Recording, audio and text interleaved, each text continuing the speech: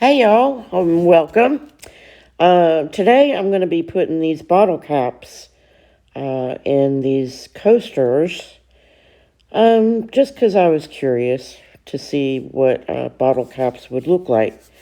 So I called my neighbor next door and I asked her to save me just about 20 bottle caps. This is from Shinerbach beer. And so she said, sure, and brought me over a box of bottle caps. So thank you, Jaime, for the bottle caps. And also, I'm going to be making this holder for the coasters.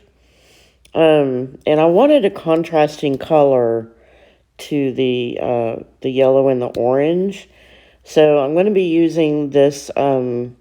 It's called Chameleon Red. But when it's put in resin, it kind of looks like brown, like kind of like a brownish goldish red. But you'll see towards the end of the video.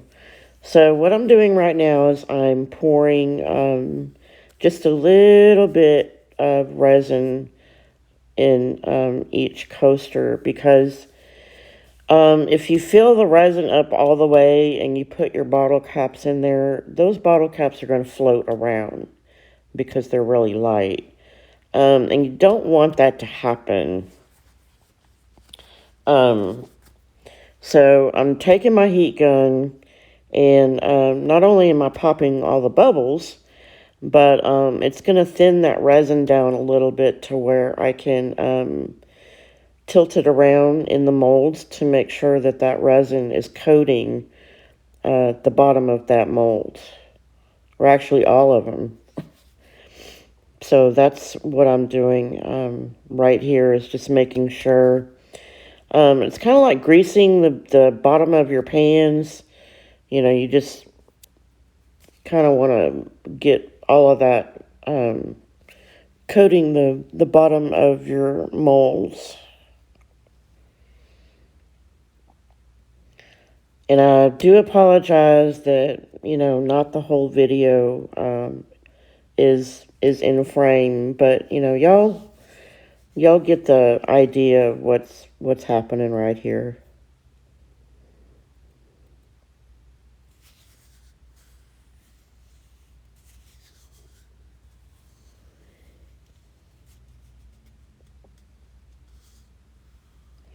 And I did measure the size of these bottle caps because the molds are not very tall. So I wanted to make sure that the edges of the bottle caps were not going to be sticking up above the coaster. Now, what you want to do is you want to put your bottle cap in the mold, top side down, because if you don't, and you go and pour the rest of the resin in there, that resin is going to create an air pocket in the bottom, between the bottom of your bottle cap and the resin. Does that make any sense?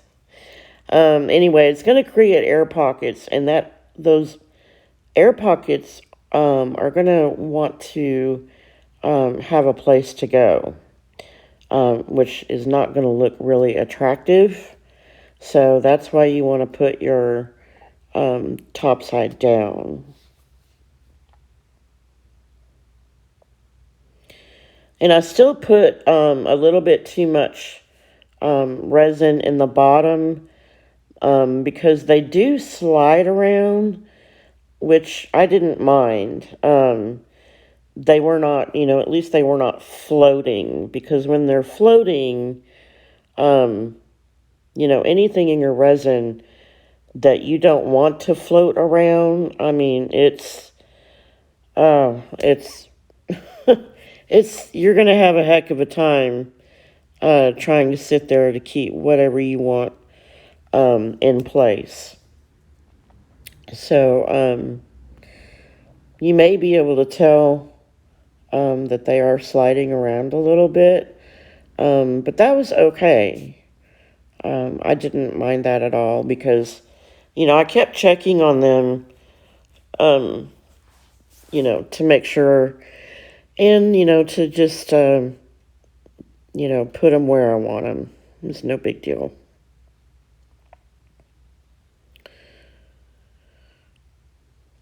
So in the next stage, I'm going to come back and, we're going to pour the rest of the resin in the coasters, and then I'm going to go ahead and make the mold. The mold. I'm going to go ahead and make the mold. No, I'm going to go ahead and make the holder for the coasters.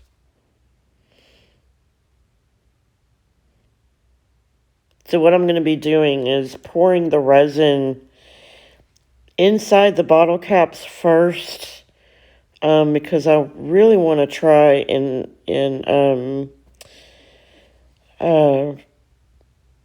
what do you call it? I want to minimize the bubbles.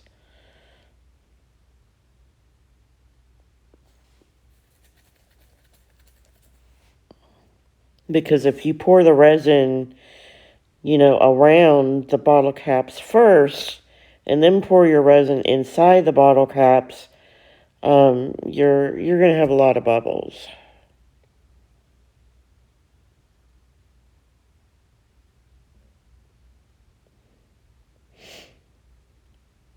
And that's what I'm doing here, is I'm just going to fill up each one of the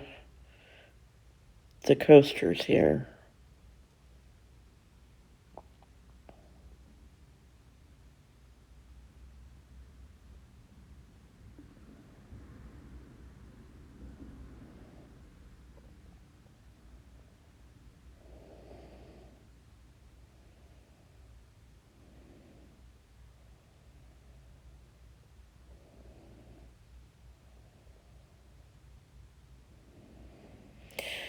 Okay, those are done.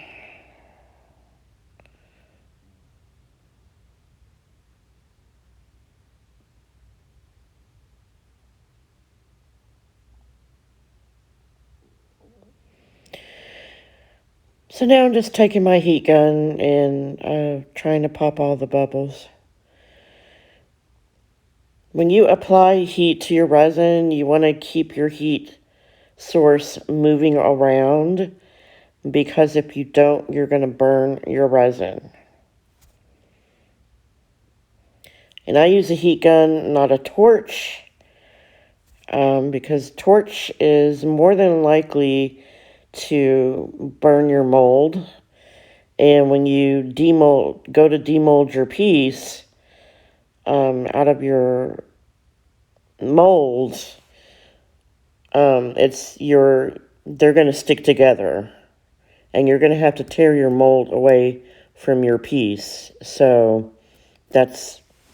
and you're going to ruin it. So don't want that to happen. So that's why I always use a heat gun.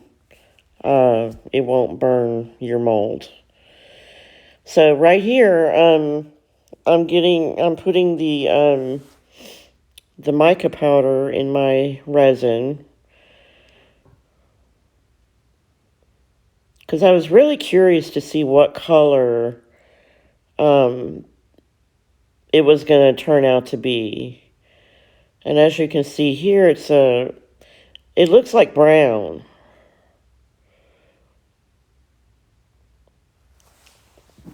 I mean, it's got just a hint of red in it. I mean, it's a really pretty color.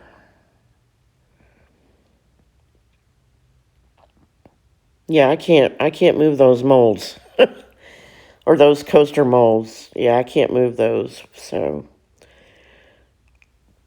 here I'm just pouring the resin inside the mold.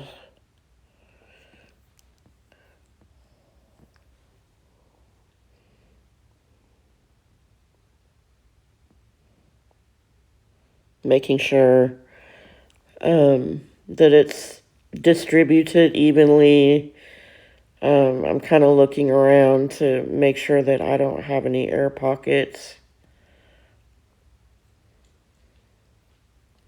And it just needed just a really tiny amount more resin to go in it. So I'm just mixing up some more color.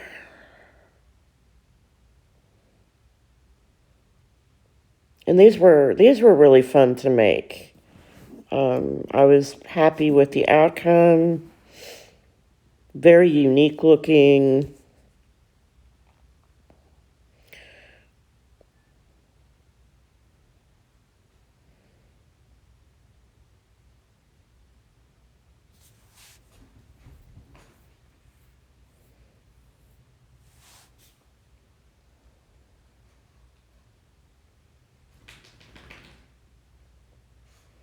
Okay, all done.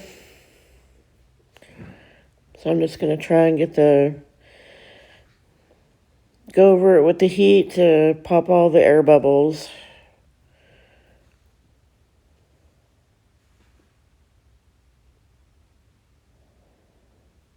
Okay, that is it for that. Oh, and I did have some resin left over, and it was just the right amount to put inside of a mold. So I had this tea light holder mold, and yeah, that's what the color looks like. And I do apologize for the shadows. For some reason, my flash wasn't working. When I came back the next day, I forgot to cover my project. And this is the perfect example why you need to cover any kind of resin project. It doesn't matter if it's a key ring or anything. Because when I came back that next day, that bug was stuck inside my coaster. I could not believe it. So this is what they look like.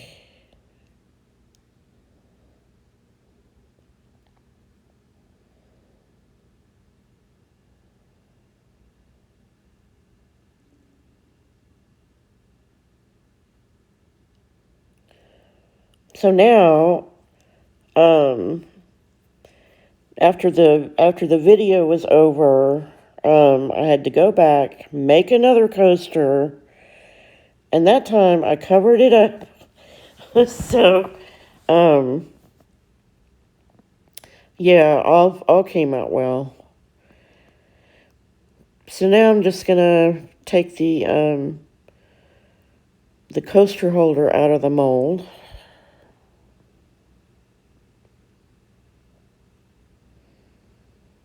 It's kind of fun peeling those molds off. But you can see it's just it's a really pretty brown color.